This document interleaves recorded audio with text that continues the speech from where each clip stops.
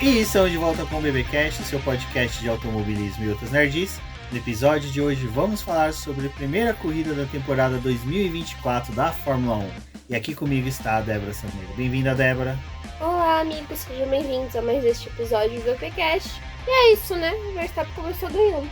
Exato. Bom, eu sou o BGP Neto e realmente já primeiro GP não é algo que a gente não sabíamos, né? A gente já sabia ali desde a pré-temporada que o Verstappen e a Red Bull ia sobrar, mas sobrou muito. Nossa, foi realmente assim, surra de pai alcoólatra o que o Verstappen fez contra os demais pilotos. Bom, mas nesse podcast, o primeiro do ano aí, falando de um GP, vamos falar sobre a vitória do Max Verstappen, o pódio do Carlos Sainz, problemas que a Ferrari, Mercedes, o Williams, Haas e a Alpine a gente não fala que ela tem problema, que ela é o problema hoje. Mas antes, recadinho do Paddock como sempre, recordando o pessoal do nosso financiamento coletivo e contínuo do Apoies, onde você, ouvinte do BBcast, pode se tornar um apoiador do Boletim do Paddock, contribuindo mensalmente com a gente. Tem o link na descrição desse podcast do nosso Apoies. Vocês também podem utilizar o nosso link da Amazon para poder fazer as suas compras de qualquer produto, não importa o valor, mas acaba ajudando bastante aqui o projeto.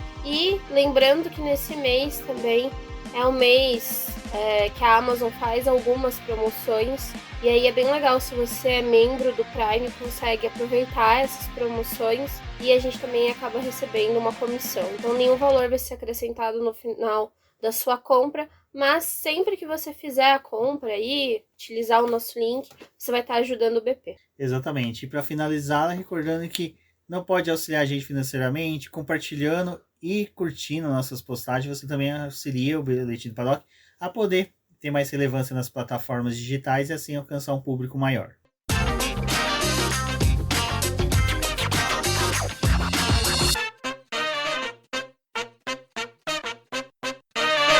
Bom, Débora, uma coisa que pegou o pessoal de surpresa antes da semana, né, começar o GP do Bahrein, foi o formato, né, que eles anteciparam em um dia todas as atividades, começando na quinta-feira os treinos livres, classificação na sexta e a corrida no sábado.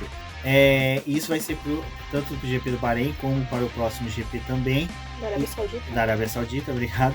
Se dá por causa do Ramadã, né? O Ramadã, ele é um período de jejum e rezas para os muçulmanos, e são países que têm a maioria, né, muçulmana, só que o Ramadã ele segue um outro tipo de calendário que não é o nosso, então de ano em ano ele acaba mudando, não é o mesmo período de tempo, né? É um mês, mas não cai sempre na mesma data. E dessa vez, como a Fórmula 1 ia começar a temporada, né, já nesse final de fevereiro, início de março, a Fórmula 1 optou por fazer uma mudança no seu calendário em colocar as duas primeiras corridas do ano no sábado, porque na realidade o que realmente ia mudar era o GP da Arábia Saudita, que não ia ser disputado no domingo, porque o Ramadã começa no domingo. Só que como tem ali no regulamento que o mínimo de intervalo entre uma corrida e outra é de uma semana, eles precisaram mudar também o GP do Bahrein. Então essas duas corridas ficaram para poder ser disputadas no sábado. Isso já tinha sido divulgado ali quando o calendário foi apresentado em 2023, mas é uma ideia também porque a Fórmula 1 está tentando avaliar a questão do público, se vai ter mais gente assistindo as corridas e engajando, se fosse no sábado ou no domingo. Principalmente para o GP do Bahrein, eles sentiram uma diferença de pessoas presentes, né? Eles conseguiram vender todos os ingressos, pelo que eu vi, e o autódromo estava bem cheio nos 3 dias de atividade. E eles estão fazendo isso também porque lá, né, nesses países do Oriente Médio, o final de semana deles funciona diferente. O domingo deles seria a nossa segunda-feira.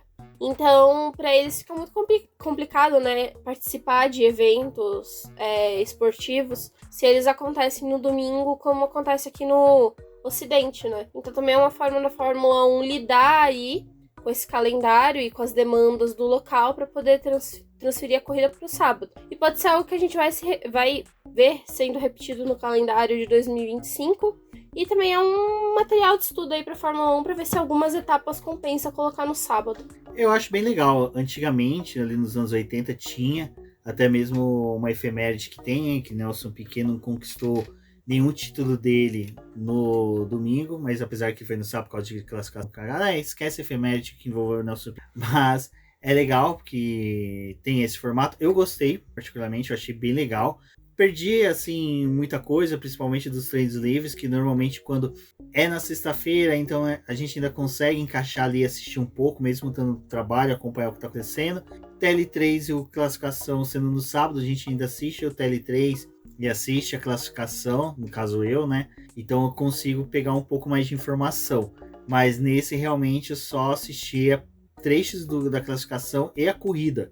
Então eu senti muita falta de informações até para poder entender um pouco o que estava acontecendo da dinâmica da corrida, que é uma coisa que a gente vai conversar bastante hoje. Mas aí até levantei isso nas redes sociais, joguei pedindo a opinião do público, joguei no Twitter e no grupo de apoiadores do BP. Ficou bem dividido, sabe? No Twitter, 35,2% gostou do formato desse, que é a corrida no sábado. 44% ganhando aí não gostou, simplesmente não entendeu muito, e eu já vou explicar um pouco porquê, e 20% não soube opinar. No grupo do BP já houve a vitória do gostei, né? 11 apoiadores que votou concordou, gostou, 6 não gostou e 5 não souberam opinar.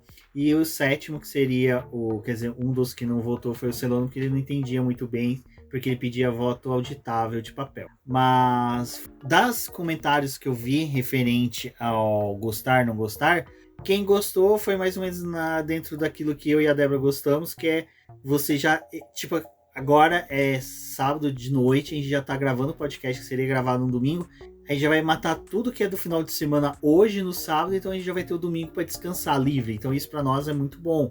Para quem produz conteúdo, para quem trabalha durante a semana ao mesmo tempo, é algo bom. Você já tem o domingo para descansar. O que me incomoda também, assim, na corrida do Bahrein, ou nas corridas que a gente tem, que é mais tarde pra gente aqui no Brasil, é que quando é no domingo, você perde o domingo inteiro, né? Tipo, você fica ocupado de manhã, e aí, tipo, na hora do almoço tem a corrida, mas você já perdeu o restante do dia, né? Principalmente corrida que é no final da tarde, que, meu Deus do céu, domingo é bem complicado. Eu acho que eu entendo a dificuldade para algumas pessoas de acompanhar, porque eu sei que tem muita gente que ainda trabalha no sábado, né? Não é todo mundo que tem esse o final. Foi o ponto que o pessoal que não gostou mais levantou. Ele falou, pô, eu tava no trabalho, eu não consegui assistir. Tem o final de semana que tá trabalhando, ocupado, né? Então não consegue acompanhar a corrida. Mas para quem tem esse privilégio de não trabalhar no sábado, pô, acho que foi muito bom. Porque, assim, a sensação que eu tive foi que o final de semana passou muito mais rápido. Com as atividades, tipo assim, na quarta-feira já tinha coletiva. Você já tava ali, tipo, discutindo coisas do final de semana. E do Horner. Na quinta, a gente já tava com o carro em pista fazendo treino livre, que era uma coisa que eu gostava muito das classificações de Mônaco que eles tiraram, né? Na sexta-feira você tinha livre, mas a quinta-feira tinha atividade. E tanto na Fórmula 1 como na Fórmula 2 eu achei que foi bem movimentado, assim, tipo, passou rápido e é o que a gente falou, né? Ficou com o restante do final de semana livre, mas eu entendo que não gostou. Não, o pessoal que mais pontuou que não gostou foi isso mesmo, pô. Teve um outro que falou, Fórmula 1 é de domingo, mas cara, sei lá, eu acho que vale a experiência se for esse tipo de argumentação, mas a primordial foi realmente a galera que trabalha, realmente eu senti uma pena dessa galera, porque eles gostam justamente de Fórmula 1 porque cai no dia que eles estão em casa, então eles podem assistir. Pra quem assiste, que é o caso do pessoa que senta, assiste, depois termina a corrida, pode fazer o que quiser. Vai comer, fazer coisas. Essa mobilidade, às vezes, do sábado pro domingo pode ser um pouco ruim. Mas para nós, que nem eu falei, que produz conteúdo e ainda trabalha durante a semana, foi muito bom.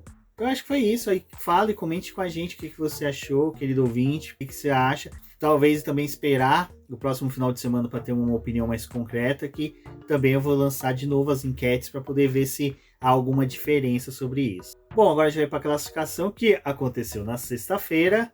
E, Débora, a classificação foi algo interessante, né? Porque assim, nos treinos livres, na pré-temporada, a gente viu a Ferrari muito forte, viu a Mercedes também muito forte e a Red Bull realmente escondendo o jogo, assim, ocultando mesmo. Assim como a entrada de ar do sidepod dela é oculta, o desempenho dela no final de semana foi oculto. E algo que foi legal, que a gente só viu, é lógico, depois que o treino acabou, e sim, eu ia falar besteira, mas que os tempos do Q2 foram bem melhores que do Q3, né? Foi algo assim que normalmente, principalmente todas as pistas, ela vai melhorando conforme vai tendo o treino classificatório, porque vai emborrachando, a pista vai ficando mais aquecida, entre outros fatores, e os carros vão se acertando também, os pilotos vão percebendo onde que a tomada de tempo fica melhor.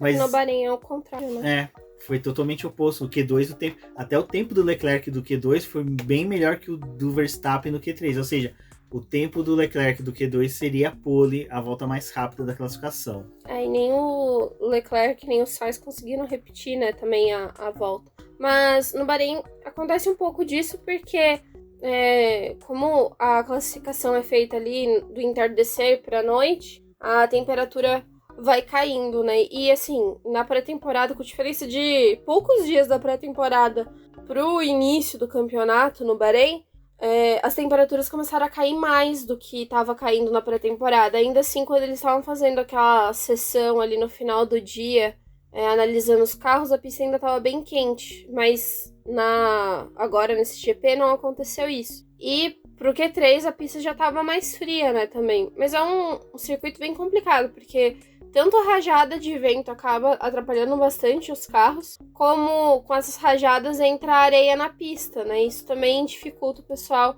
a fazer as melhores voltas. Mas a gente sentiu isso, né? Essa diferença que teve do Q2 pro Q3, que foi bem grande, e ainda assim respeitando o mesmo período de pausa, né? Não foi porque alguém bateu ou abandonou ali, que provocou um período um pouco maior de bandeira vermelha e demorou pro Q3 começar, não foi isso.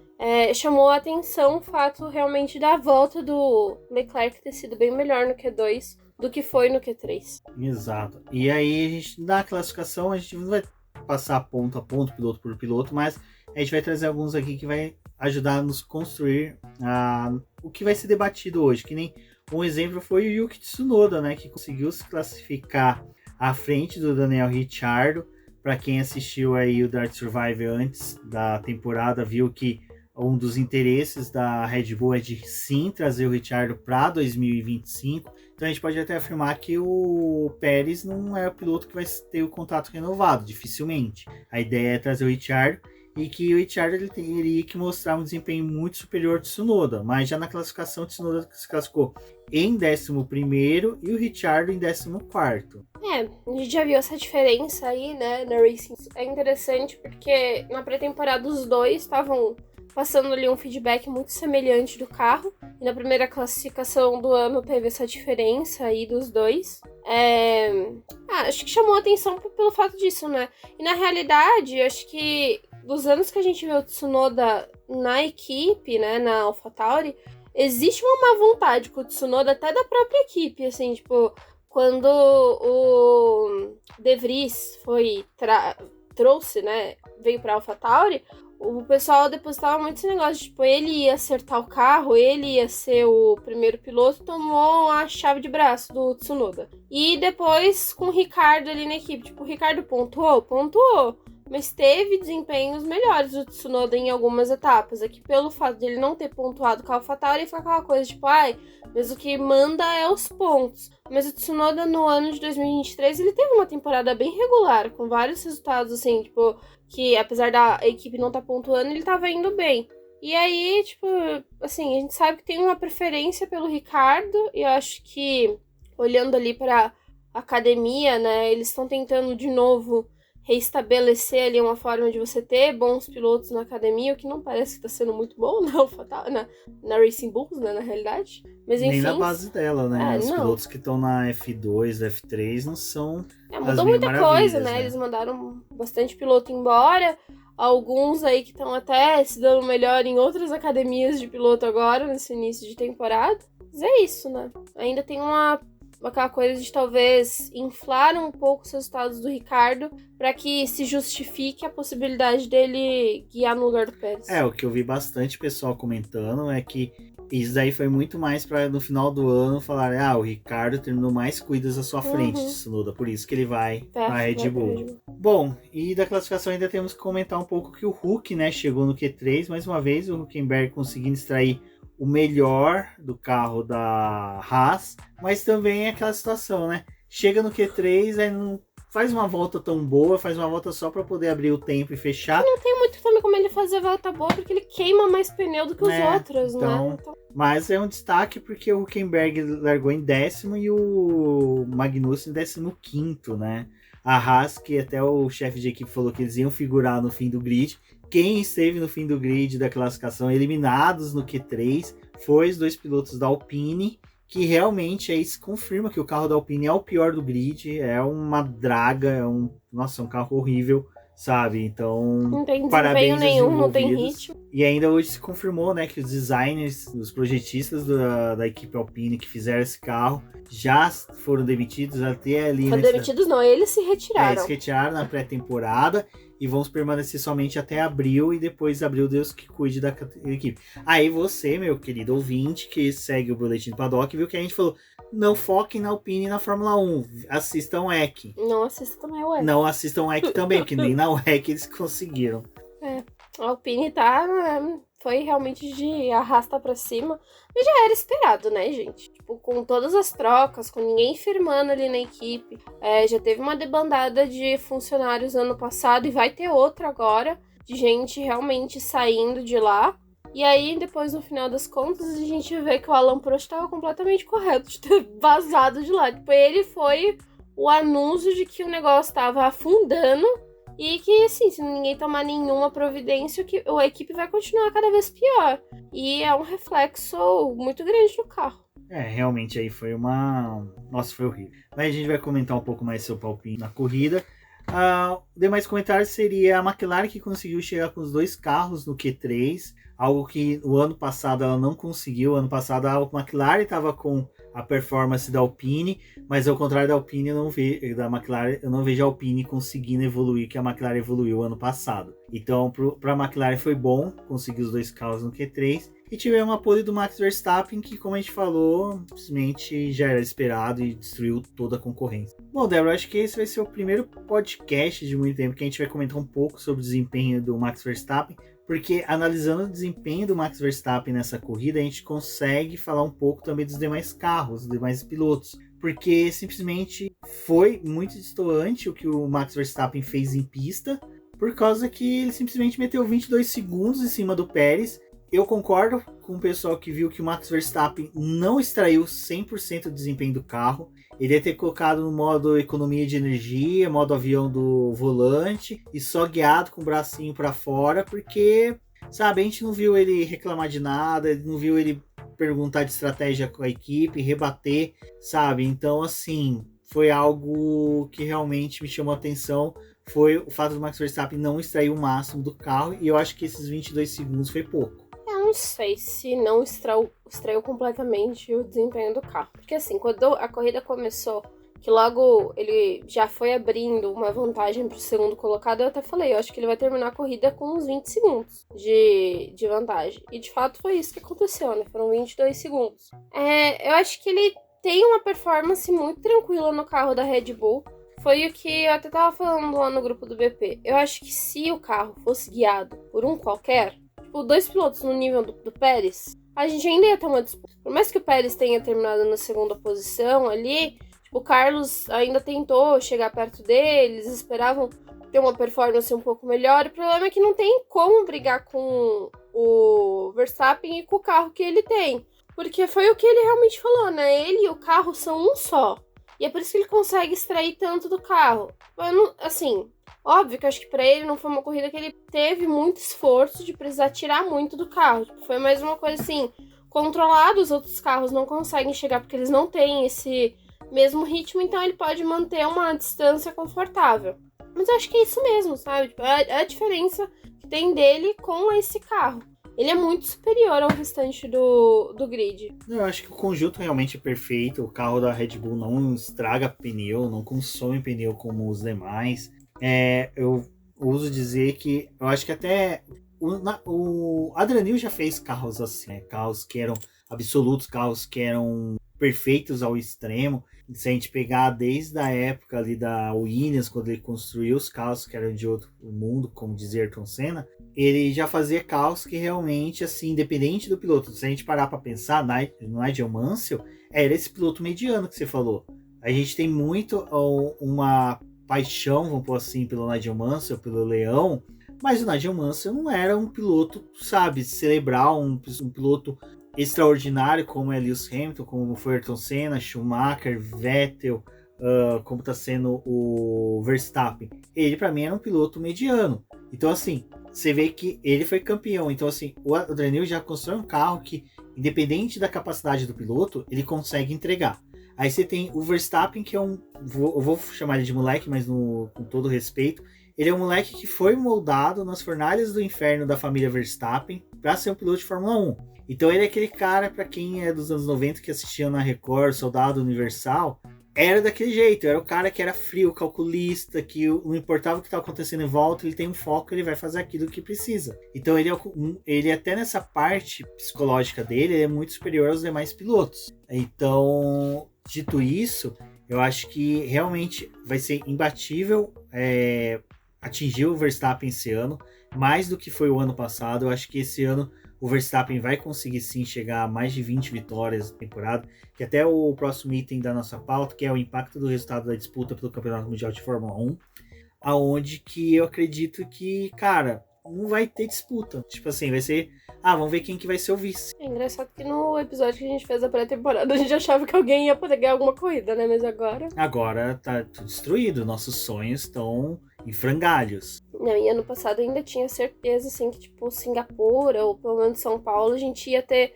algo diferente. E esse ano já nem... Porque a gente já viu que São Paulo não teria como ter, porque o ano passado, né, Verstappen já dominou. Singapura acho que é mais fácil, talvez até. Eu acho que Singapura é possível a gente ter uma vitória de um piloto diferente, mas pelo fato de que realmente o caldo da Red Bull pode de novo não render. Mas isso é algo que a gente só vai saber analisando corridas de rua durante o ano até chegar em Singapura. Mas eu acho que mesmo que o Verstappen não ganhe em Singapura, ele chega no pódio. Coisa que não aconteceu no ano passado. Sabe? Pode ser disputa de posição, pode ter algo que foi aquele final ali entre Sainz, Norris, Russell e Hamilton, sabe? Uma disputa entre eles com o Verstappen ali no meio. Mas aí a gente entra na pergunta da Aninha, que é por que na classificação os tempos dos pilotos ficaram próximos do Max, pole, né? Mas na corrida o Verstappen conseguiu terminar com uma diferença tão grande para os demais colocados. Então, Aninha, a realidade é que o que foi observado agora, nesse final de semana, quando a gente teve as classificações e a corrida, é que tanto na classificação o Max e o restante do pessoal não acertou a última volta, né? Que seria a volta da pole, então isso também aproximou muito os competidores. Mas na corrida, o carro da Red Bull ainda assim, tipo, por mais que tenha um desgaste dos pneus, é um desgaste mais baixo do que a Ferrari ainda tem, do que a Mercedes tem. E nessa corrida em particular, teve uma distância muito maior, né? Não só pro Pérez, porque assim, pro Pérez não tem nem como a gente cobrar muito, porque ele é esse piloto mesmo, né? Ele não consegue acompanhar o ritmo do Verstappen. Mas a Ferrari, ela teve problema de freio durante todo o fim de semana, então isso também acabou atrapalhando um pouco. E na Mercedes, a Mercedes, ela não teve disputa, porque a Mercedes passou ali durante a corrida a ter um problema de superaquecimento do motor, que não foi algo que só aconteceu com a Mercedes, mas aconteceu ali também com a Williams, que utiliza o mesmo motor. Então eles tiveram que correr um pouco mais distante do que era esperado, né? Então, assim, teve esse gap mesmo do Verstappen pro restante do pessoal, mas é muito pela configuração do carro, da forma como tem a gestão dos pneus ali. E é até curioso, porque a Red Bull, durante os treinos livres, ela usou um dos jogos de pneus duros que eles tinham disponível, e tanto o Verstappen como o Pérez ficaram ali com uma estratégia que ia ser utilizado 2 pneus macios e um pneu duro, né, dependendo da forma como eles iam trabalhar essa diferença. E teve um momento ali da corrida que você olhava, tipo, pro Verstappen e você pensava, cara, será que ele vai precisar realmente fazer uma segunda parada? Porque ele não tá degradando muito o pneu, ele tá lá na frente com o carro sozinho. Ele começou a passar alguns retardatários ali, mas, assim, não teve um desgaste do equipamento dele, não teve nada que atrapalhasse ele. Então é por isso que a gente tem essa diferença da Red Bull pro restante dos carros. Infelizmente, o restante do pelotão ainda tem carros com déficit, ainda tem carros que precisam ser aperfeiçoados, e o da Red Bull eles estão de certa forma bem tranquilos, assim, tipo, por mais que tenha uma outra coisinha para poder ajustar, eles conseguem passar mais ilesos na corrida do que o restante do pessoal, que a gente já sente uma degradação do equipamento. Tipo, por exemplo, o Lando Norris, esse final de semana, teve que já fazer troca do motor, né? Trocou ali a bateria, acho que a central eletrônica, se eu não me engano. Tiveram problema de câmbio, tipo, é um carro que a gente não viu, quer dizer, a gente viu a McLaren tendo problema, mas foram poucos durante a pré-temporada. Você já começa na primeira corrida do ano com o carro, tipo, sendo realmente forçado, com algum problema aparecendo. Enquanto o restante do pessoal ali, tipo, tem uma outra coisa também para poder resolver. Tipo, os carros não estão 100% alinhados.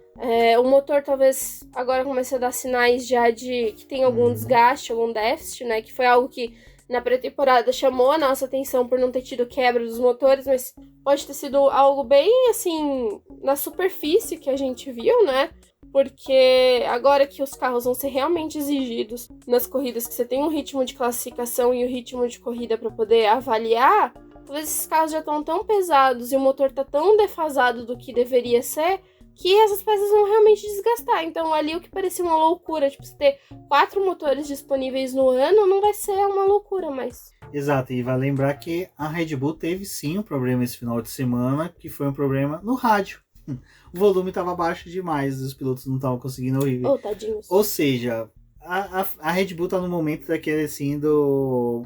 como poderia dizer? A tempestade perfeita. A única diferença é que tá tendo um raio muito chato caindo e insistindo sobre a cabeça do Christian Horner. E o pior é o Pérez, né? Acho que o Pérez que é o que a gente ia falar agora, né? Dobradinha da Red Bull com o desempenho do Pérez. Acho que o Pérez é aquela coisa, né? A gente também, assim, primeira corrida do ano, né? Tem tudo para o Pérez ir pior, ir de mal a pior. Mas, tipo, ele fez aquela ultrapassagem ali no começo da corrida, logo já tava na segunda posição e ficou ali. A corrida dele foi boa, a corrida dele foi excelente, pulou de quinto para segundo. Eu não esperava que ele ia fazer isso, porque ele tava largando de quinto, tipo, era o Pérez, né? E, ele superou as Ferrari, superou a Mercedes do Russell e se manteve ali na segunda posição. Tipo, talvez ele não vai ser o piloto que vai fazer boas classificações, mas o resto tem outras coisas para poder resolver do carro que ele vai acabar, tipo, tendo dobradinha e pódio. Aí já tirou também, talvez, aquela coisa, né? Só que assim, vamos com calma também, porque é a primeira corrida, né? O Bahrein é uma prova muito particular. Ela não é uma pista que reflete o restante do calendário. É uma pista que tem muita reta, a questão da temperatura influencia demais, e apesar da maioria dos GP serem disputados de dia, a temperatura, as coisas influenciam o carro, né, de outras formas, e cada uma dessas pistas tem um jeito particular. A real pista que mostraria algo pra gente é Barcelona, que é o que a gente falou, só vai estar lá na frente no campeonato. Então muita coisa já vai ter acontecido. A gente vai ter circuito de rua ainda nesse início de ano, vai ter algumas outras provas que têm algumas características interessantes que a gente pode observar de outros carros. O Bahrein é muito particular, mas o que a Red Bull mostrou de potencial, dá uma desanimada, assim, no sentido, tipo, pode ser que eles... De 24 corridas, pelo menos 20 vitórias seja deles, de novo. Não, eu acho que 20 vitórias vão ser... Eu acho que nem 20 vitórias vão ser deles, assim, no Pérez. Eu acho que 20 vitórias é do Verstappen. 3, o Pérez vai poder disputar com outros pilotos, não sabendo se ele vai vencer ou não. E uma vai ser de outro piloto. Vai ser um pouco parecido com o que foi o ano passado. Mas até essas 3 possíveis vitórias do Pérez, eu já não tô tão confiante, sabe? Porque, assim, eu acho que... Realmente, assim, vai ter que ser uma tempestade muito perfeita para favorecer o Pérez. Mas, vamos torcer, né? Vai que... Não, espero que a gente esteja... sendo pessimista demais. Tipo, aquela mesma coisa, né? Tipo, da pré-temporada, que a gente tava animado de... pode ser que outra pessoa vença. A gente, tipo, passe pelo GP do Bahrein e fale... acho que ninguém vence mais. E aí, depois das outras coisas, a gente fala... Não, dá pra alguém ganhar, dá pra ter alguma outra coisa. Mas, meu Deus... Sabe, eu posso fazer uma reclamação do que me aflige depois do GP do Bahrein? Que eu espero que não se cumpra no restante do ano? É que não teve disputa... Não teve disputa, não teve nada nessa corrida, assim, tipo, teve ali a briguinha do Sainz, mas Cadê a real disputa nessa corrida? Não teve. Eu acho que o problema dessa corrida foi justamente aquele mesmo problema que a gente enfrentou ano passado, que a gente reclamou, que foi pré-temporada realizada lá, então os carros já tinham acerto, então eles só realmente ficaram um pouco embaralhados por causa da classificação, que foi um pouco atípica, mas na hora que os carros chegaram aonde que eles deveriam estar, exatamente naquela posição em que eles estão naquela constante deles, eles ficaram. Porque o que a gente teve foi o Piastri versus o Hamilton, o Alonso e o Hamilton 2 vezes se encontrando, o Sainz 2 vezes no Leclerc e o Russell disputando com eles, acabou. Depois que todos chegaram, fizeram essas ultrapassagens, acabou. Então, mas aí é o que eu tô falando, tipo, a parte ruim é que ano passado ainda tinha essas distâncias, mas ainda assim, quando a corrida ia evoluindo, você via uma outra batalha ali, e dessa vez, tipo, o negócio distanciou. Então, assim, de novo, aquela mesma coisa, tipo, se o objetivo da categoria com esses novos carros e com o novo regulamento era aproximar as equipes, pelo menos no GP do Bahrein, porcaria nenhuma. Tá cada um fazendo a sua corrida. A McLaren, tipo, tem aquela briguinha com o Hamilton, mas ficou ali. Tipo, eles estavam fazendo a corrida deles, sem evoluir. O Leclerc ainda foi pra cima do Russell no final da corrida, mas aquela coisa também, tipo, não evoluiu. O Sainz tentou pegar o Pérez, não evoluiu. Tipo, ficou preso naquilo ali. Isso daí entra agora também na pergunta da Aninha, que é, na opinião de vocês, após a primeira corrida, quais equipes destacaram-se positivamente e qual que foi de modo negativo? Vamos só falar as equipes, e aí porque a gente já vai discutir um pouco sobre elas agora nesse tópico. Pra mim, eu acho que o destaque positivo foi a McLaren. E destaque... Eu colocaria até a Ferrari, porque eu ia falar... A Ferrari eu já esperava. Nossa. Ferrari eu já, tipo, tá bom. Mas eu acho que a McLaren pra mim foi... Porque assim, na pré-temporada eles estavam mostrando que eles estavam até bem, mas a gente queria ver no Bahrein, né? Na corrida mesmo, o que ia acontecer. Então eu acho que foi positivo. Em negativo, foi a Alpine. Tudo bem, eu já esperava que a Alpine ia estar uma draga, mas não tão ruim assim. Eu acho que de modo negativo eu coloco muito a Alpine. Também. A Williams a gente já vai até comentar sobre. Então, assim, tem aqueles asteriscos que pode reduzir essa situação da Williams. Mas pra mim, o ridículo mesmo foi a Alpine. Não é só negativo, é ridículo. Foi a Alpine. E positivo, apesar da Ferrari, como eu falei, como eu não vi pré-temporada tanto e nem os treinos livres, eu não poderia ter tido uma opinião diferente. Mas sabe quem que eu acho que foi muito positivo e foi pouco comentado? A Sauber. Se não fosse o problema na asa dianteira do Bottas, naquela colisão que teve com o Stroll no começo da corrida, do Hülkenberg, que sobrou para ele teve as dianteiras detonadas, e aí já até mostra uma característica da equipe de não ter trocado a asa, uma para ele não perder desempenho na corrida, tempo, e também porque se troca a asa, é uma peça a mais. Então, assim, aquela coisa de economia, vamos economizar, primeira corrida, vamos economizar uma asa, então... Mas o Joe foi o reflexo de quão bom esse carro tá. A classificação deles não foram tão bom, né? Eles tiveram ali o Bottas... mas eles sempre tiveram muita dificuldade em classificação, né? Foi 16º, 17º, né? Não os pilotos, a equipe em si sempre teve muita dificuldade em classificação. Mas na corrida eles foram bem, sabe? O Joe 11º, cara. Então, assim... ele quase conseguiu ponto, né? Até a equipe, depois que terminou a corrida, falou, né, que assim, pra uma prova em que ninguém abandonou, porque foi a primeira vez, né? A primeira vez na história que na primeira corrida da temporada nenhum piloto abandona. Não tem abandono.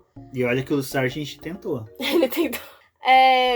Foi positivo, assim, tipo, pra eles terminarem em 11º, mas se tivesse tido algum abandono, eles tinham pontuado, né? E até a própria situação ali do Alonso que tava... Porque assim, o Alonso, depois que terminou a corrida, falou: mas não foi tão ruim a nossa corrida.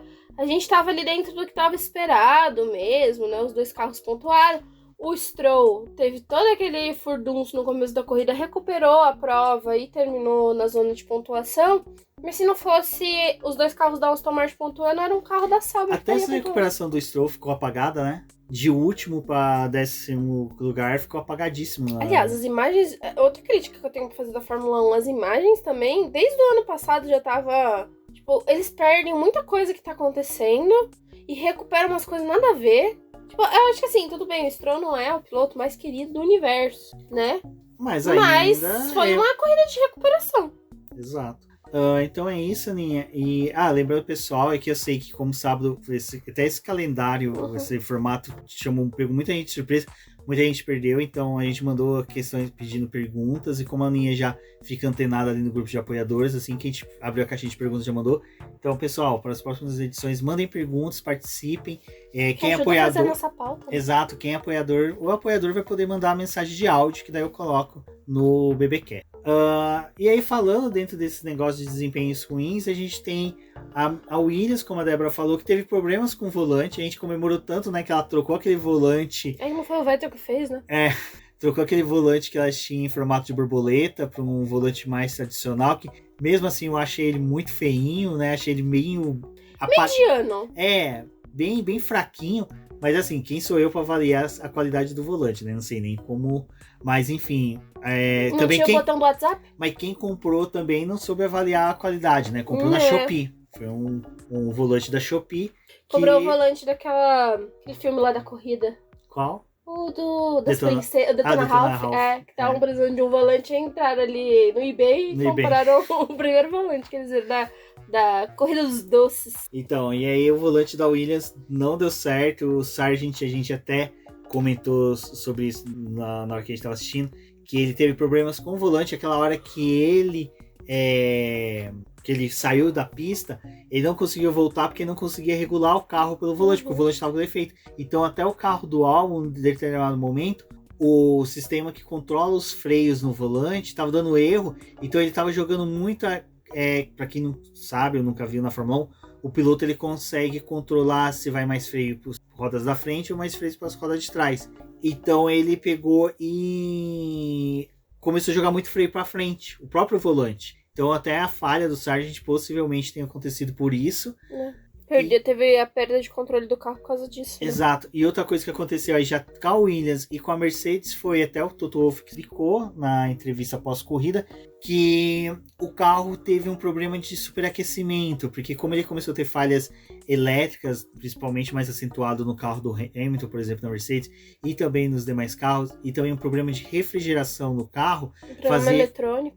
Fazia com que o carro tivesse uma refrigeração menor, então ele entregava menos potência, e quando ele entregava menos potência, os pilotos tinham que acelerar mais, fazendo com que ele esquentasse mais, aí tinha problema de refrigeração, perda de potência, então virou um círculo vicioso, que fez com que os pilotos perdessem de 3 a 5 décimos, assim, meio segundo praticamente, por volta. E o ruim é que assim, a Mercedes é a que tem o motor mais confiável, né? E aí dá esse problema de superaquecimento. Vamos ver como vai ser as outras etapas. Assim, óbvio, eles vão tentar trabalhar na questão da refrigeração do carro, né? Mas não tem muito o que fazer. Você viu o negócio da classificação? Mas só uma coisa sobre o negócio da refrigeração de jogar a classificação.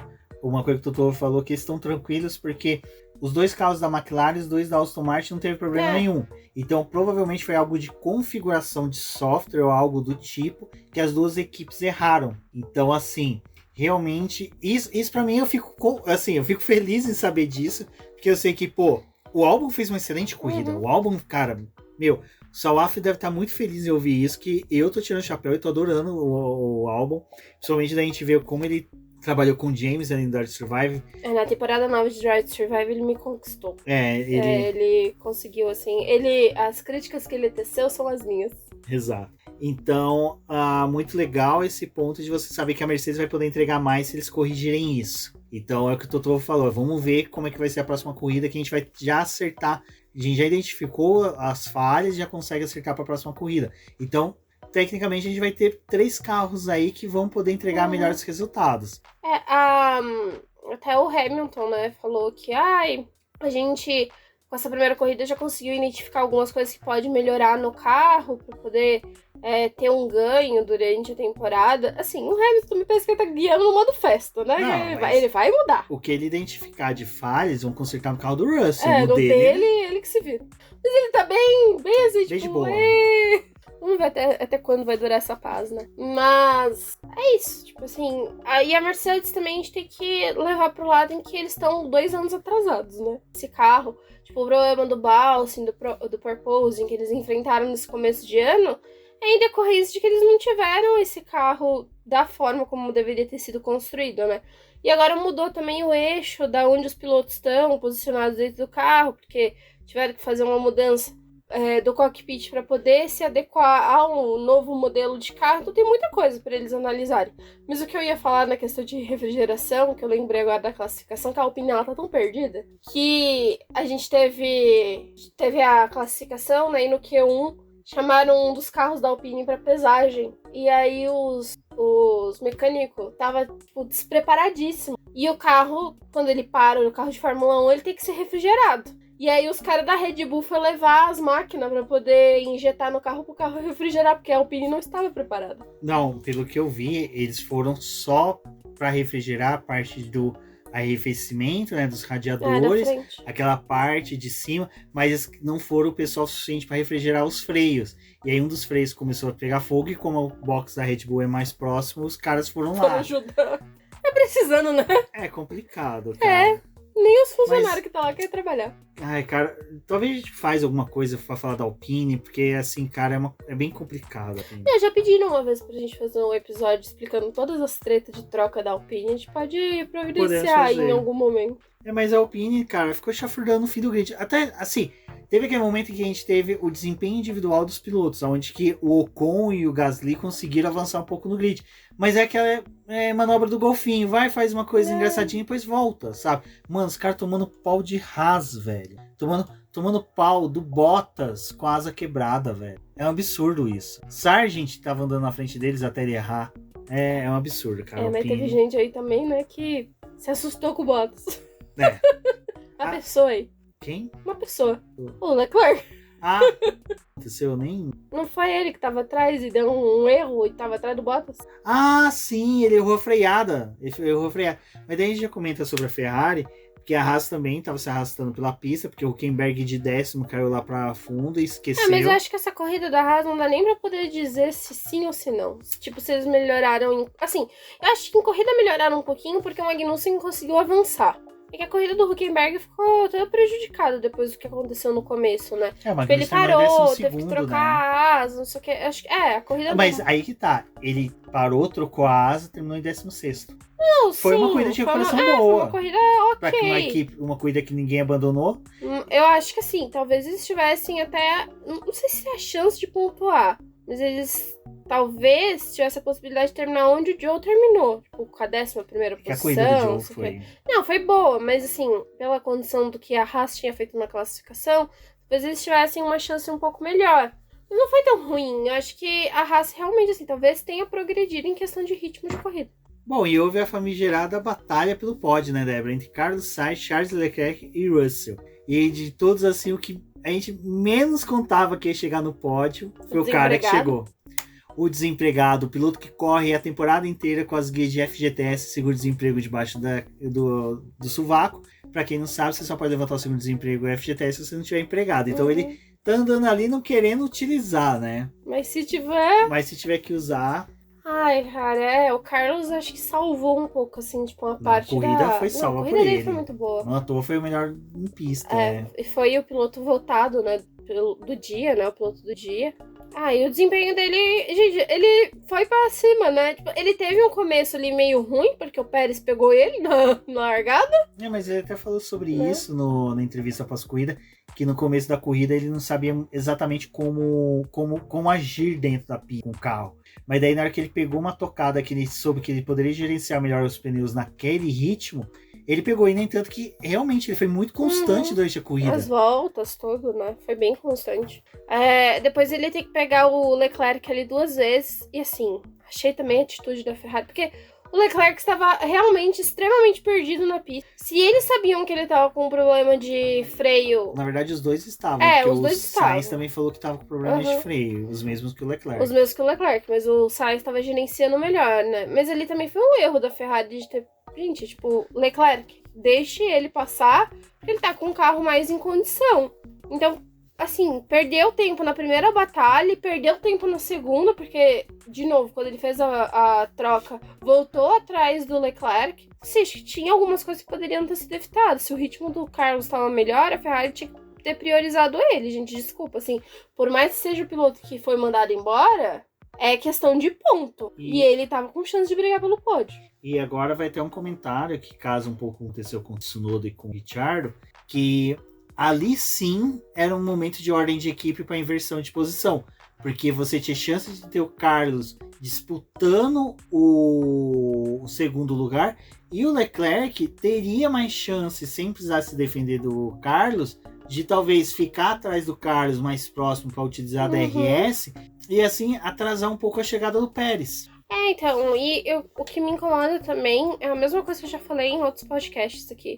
Que o Leclerc, ele tem uma posição completamente diferente quando é um qualquer de outra equipe. Tipo, não teve uma boa reação ali com o Verstappen na largada. Ele ainda tentou um pouquinho, mas depois, tipo, recuou. Com o Russell, ele teve uma atitude tipo, tá, Russell, fica aí com o segundo lugar.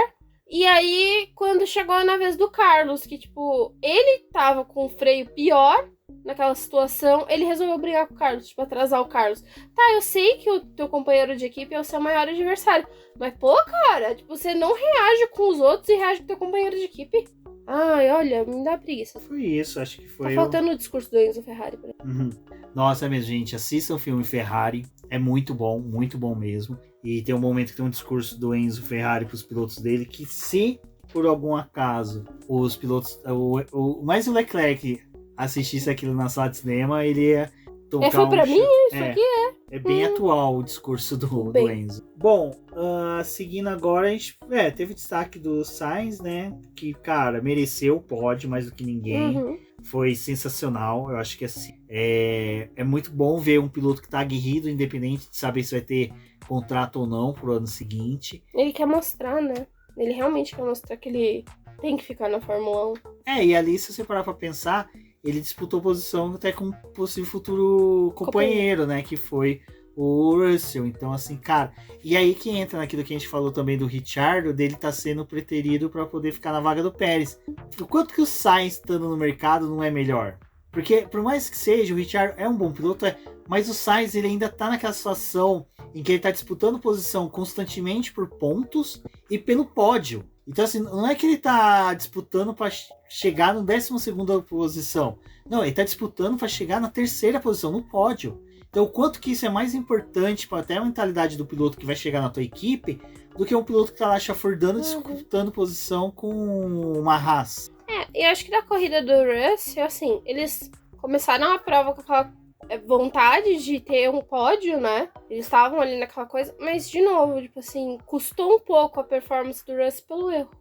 O Russell também... Aí também tem aquela coisa, né? O quanto que, mesmo assim, ele não ia conseguir manter por causa desse problema que o carro foi tendo acentuado. Não, sim, provavelmente não ia manter por causa desse problema, né? Mas vamos ver como é que vai ser. É que assim, eu achei interessante a forma como o Russell se portou depois da classificação, tipo, vamos brigar pelo pódio. Na corrida mesmo não rolou, né? Mas o carro também tava com problema. Vou te dar esse desconto, Russell. Exato. Bom, acho que estamos chegando ao fim do podcast, mas antes a gente tem que falar um pouquinho dos pneuzinhos, né, Débora? Porque assim, parece que a Pirelli novamente tá sofrendo com a questão de que os carros ficaram mais pesados, mais rápidos. O pneu tá maior também. O pneu tá maior e tá tendo um desgaste muito grande, né? Até na classificação, aonde que o pneu mais macio você conseguia dar a volta de aquecimento, abrir a volta rápida, no meio da volta rápida ele já destruiu, ele já não serve pra mais nada. Na Fórmula 2 também a gente teve esse problema, né, nesse final de semana. Geralmente os pilotos conseguem dar 2 voltas rápidas com o pneu, eles estavam conseguindo dar uma. Mas assim, acho que é um processo de desenvolvimento do carro. O carro tá desenvolvendo muito mais do que é esperado e o pneu não consegue acompanhar. Ao mesmo passo que a gente tem dificuldade para poder testar e ter uma avaliação ali dos pneus, por mais que tenha uma quantidade de dias no ano em que a Pirelli solicite para poder fazer os testes. Gente, esses carros estão em constante evolução, né? Tipo, a gente tem a primeira corrida do Bahrein e já tá todo mundo falando das atualizações que vão trazer para os carros nas próximas corridas. Então, é complicado. Mas ali na pré-temporada eles já estavam falando da questão de ter o superaquecimento dos pneus. Já era algo que estava sendo discutido na pré-temporada. E vai ser uma dificuldade. Assim, a corrida do Bahrein, é o que a gente falou, né? Ela é muito particular. É uma corrida que, na seleção que a Pirelli coloca, os pneus macios são usados. Porque em outras corridas, geralmente o pneu macio ele é completamente ignorado e ele só é usado na classificação mesmo. Na corrida, eles não são tão eficientes. O pneu macio de cada fim de semana, né? Porque acabam mudando. Então é isso. Também, assim, é uma primeira corrida. Os pneus macios estavam acabando. Ainda assim me surpreendi, porque na prova, por mais que alguns tenham trocado mais cedo, né? Como foi o caso do Joe e tudo, teve, tipo, o Verstappen que foi trocar depois. Então o pneu macio tava sendo eficiente para alguns carros e para outros não.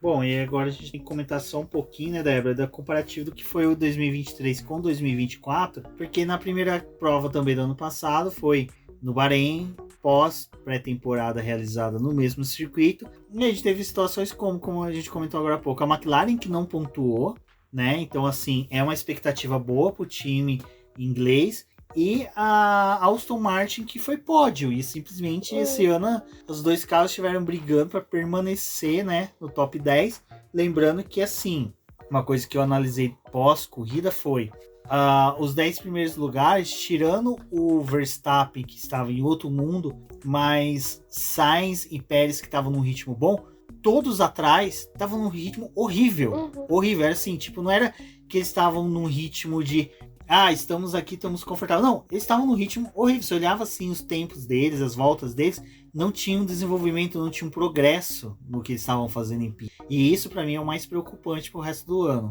O que realmente fica ruim, que foi o que eu tava pensando ali quando eu fiz a reclamação, né? Abriu o saque? Abriu o saque. É que realmente, tipo, e aí? Quais vão ser as disputas que a gente vai ter esse ano? Ou vai ser, tipo, tem uma briga ali na tabela por questão de pontos, mas na pista vai ser esse negócio, tipo, corridinha meio MQ3. Porque essa corrida pra mim foi 1,5, entendeu? Poderia ter sido resumida em 1,5. Né? O que eu gostei foi essa corrida poderia ser resumida num sprint que você falou. Numa sprint, ela poderia ser uma sprint, porque assim, a melhor parte dela foi a hora que o Carlos tava disputando alguma coisa, porque depois, tipo, a gente foi, é o cúmulo você terminar um GP que teve 57 voltas, tem 20 carros terminando, você tá discutindo a briga do Tsunoda com o Ricardo que nem tava pontuando, gente. O que acontece?